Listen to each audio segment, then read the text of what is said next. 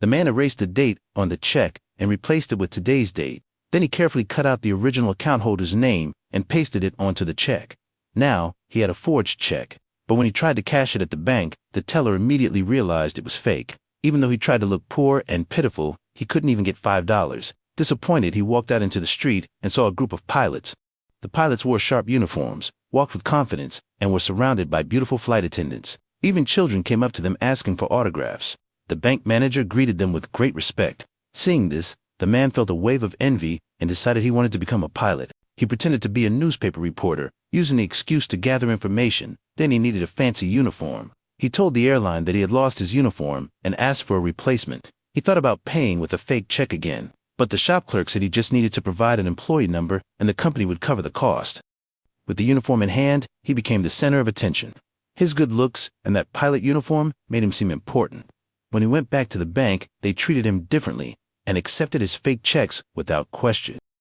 Just by wearing that uniform, he used forged checks to stay in luxury hotels. Then, he took a toy airplane, soaked it in water, carefully peeled off the airline logo, and stuck it onto the fake checks. He pressed them under a heavy book.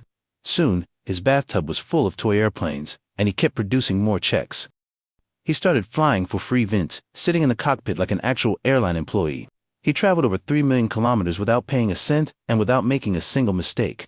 To make his checks look more convincing, he secretly took a photo of the bank's old printing machine. But as more and more fake checks started circulating, the police began to investigate. They decided it was time to arrest him. But when they opened the door, no one was inside. They shouted for him to come out of the bathroom. The man calmly stepped out and said, "My name is Alan Barry Allen, from the United States Secret Service." Then he added, "My partner already has the suspect in custody," as he tried to climb out the window. The officers didn't buy it and asked for his ID. Without hesitation, the man handed them his wallet.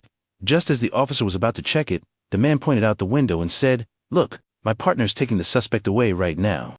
It was a perfect bluff. He even glanced at the officer's ID, pretending to verify it. Then, while the officer was distracted, he packed up the printing machine and walked toward the door. Suddenly, the officer called out to him. He turned around, clearly nervous. "Never mind," said the officer. "Just keep it for me. I trust you."